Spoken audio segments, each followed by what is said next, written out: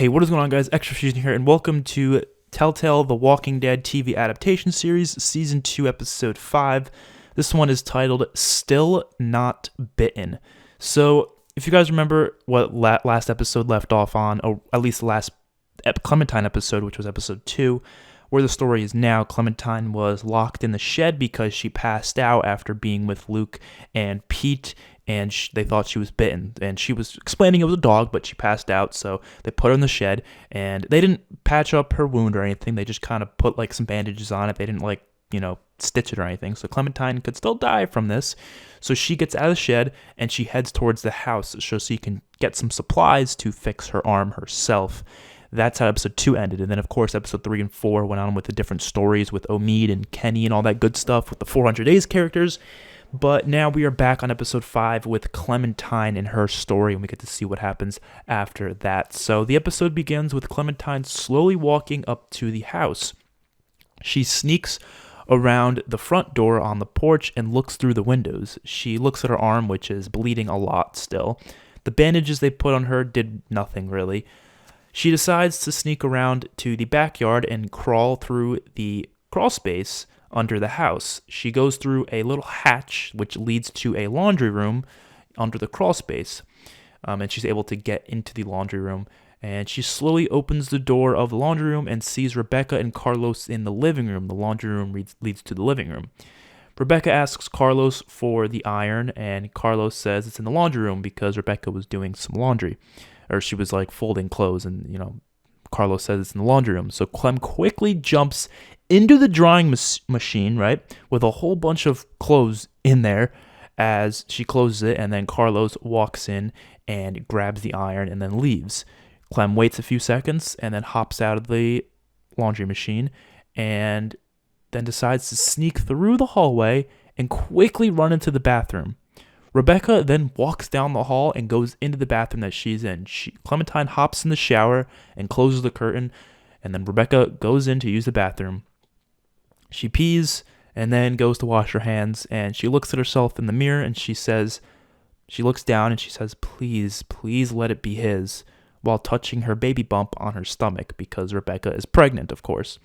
She then leaves the bathroom as Clem hops out of the shower, and Clem opens the cabinet in the bathroom to look for something to use. She finds some bandages and a stitching kit. She makes a run for the living room as she hears someone coming from the kitchen. She quickly goes up the stairs and enters a random bedroom. She sees a little girl, about a year older than her, named Sarah, on the bed. Clem shushes at her and makes sure she won't talk. Sarah asks what her name is, and Clem tells her to be quiet, and Sarah says she just wants to know her name. She even shows Clem her new cool camera that she has. Clem looks out the window and opens it to go on to this little roof area that's next to her window. Clem tells her to not tell anyone about this, and Sarah doesn't answer. Clem just quickly climbs down the side of the house, but she falls and hurts her leg. She continues limping back to the shed and gets out the supplies from the kit, which includes a cleaning acid for her wound, stitches, and bandages. Clem goes into the shed, gets everything ready, and says, just like Krista showed me. And then she puts the acidic cleaning stuff on her arm, but she falls to the floor in pain as it's the acid just gets all white and puffy and gross in her wound. It was painful. Obviously, putting any sort of acid within your wound is going to hurt a lot. She then starts the stitching process in a very painful sequence, and she finishes it, and afterwards she bandages herself up. Right when she's done, a walker breaks into the shed, obviously after hearing Clementine screaming in pain, and attacks Clem. Clem struggles to fight it off. She grabs a brick and tries to smash in the walker's head with it, but the walker holds down her arm. She kicks it back and grabs a rake, then sticks the rake right through the walker's chest into the side of the shed.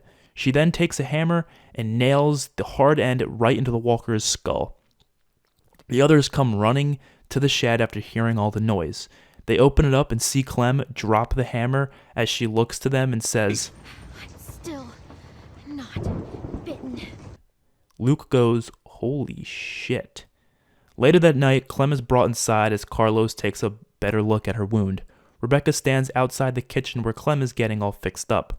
Luke is in there and asks if she really wasn't bitten by a walker. Carlos says the fever would have kicked in by now and she looks fine, so I think she was telling the truth. Carlos tells Clem that he just needs to make one thing clear, and that he doesn't want her talking to his daughter ever. He says she's different, and he doesn't want her to know what the world is like out there, so he would prefer it if she just stayed away from her.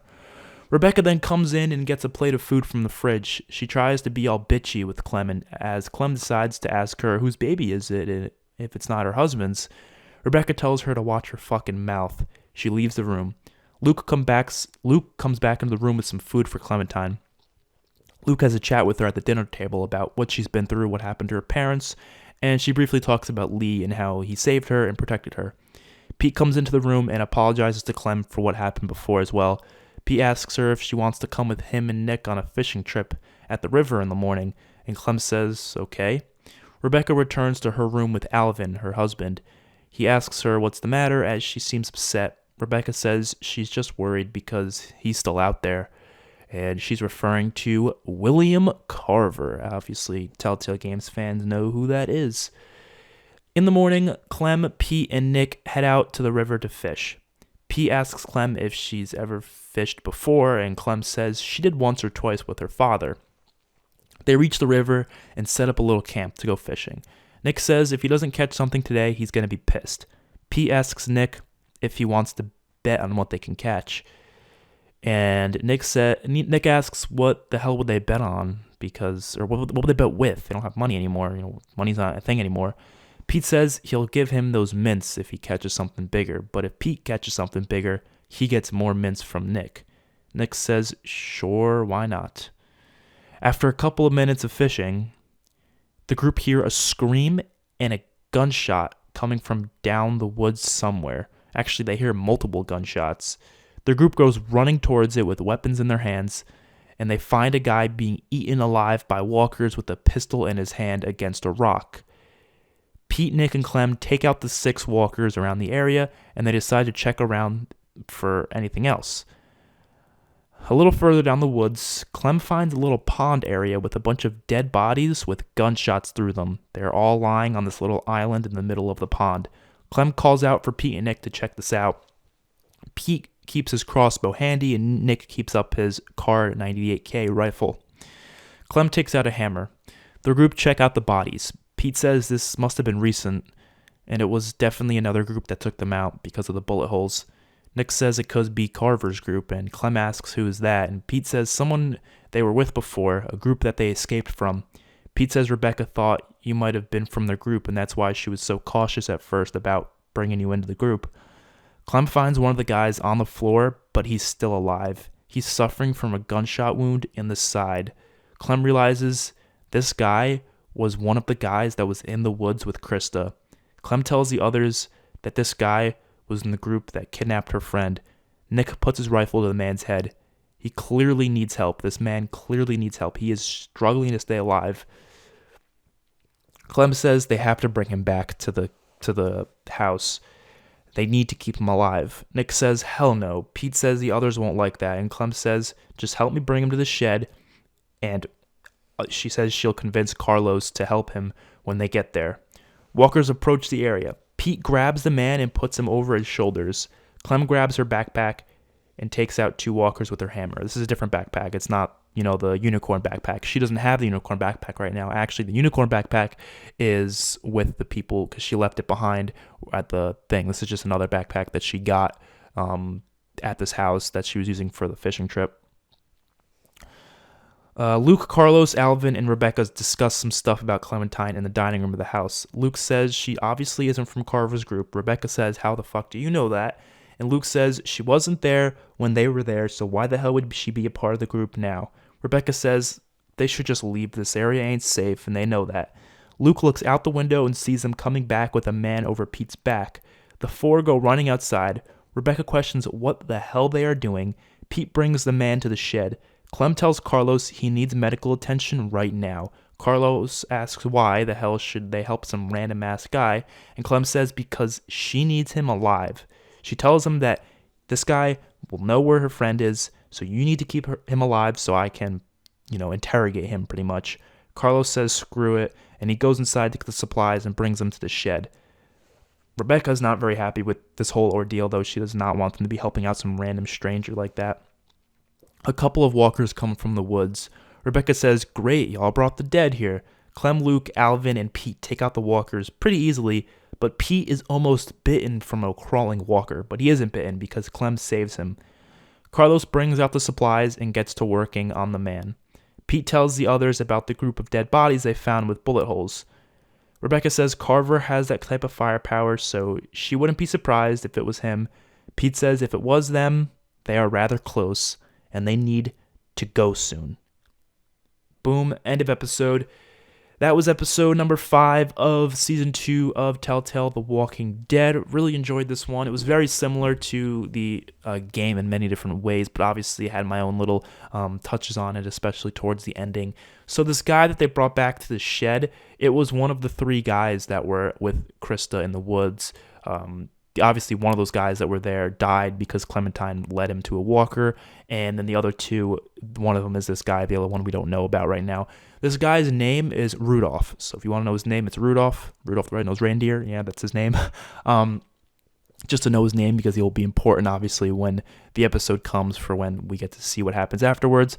Next episode, episode 6, is going to be quite an interesting episode. It's actually going to be titled 400 Days, and it's going to be obviously revolved around the 400 Days crew and Kenny and Omid and Russell and all the characters that are at that cabin in the woods. But the episode is going to revolve around, the aftermath of what happened before, as well as flashbacks. We're going to get a lot of flashbacks to what happened with the 400 Days characters, how they met each other, and all that good stuff. So like you said, remember the 400 Days story? It's going to kind of be fleshed out a little bit so we get to see these characters' backstories, learn about them, learn about Vince, Shell, Bonnie, Becca, Wyatt, all these different characters. We're going to get to learn about them a little bit, and it's going to be good for that reason. So I'm really excited for that. I'm excited for the rest of the season, and more excited, I'm not going to lie, I'm more excited for the second half of Season 2 as well as Season 3 because there's going to be a lot more exciting stuff coming down the pipeline within the next few seasons for sure. I'm really excited to get to the really good episodes because this is a little slow, it's a little more character development, less of the action, more of just the chillax development of storylines and building up of plots. That's all that's about right now. So hopefully you guys enjoyed. See you guys in the next one. Peace out.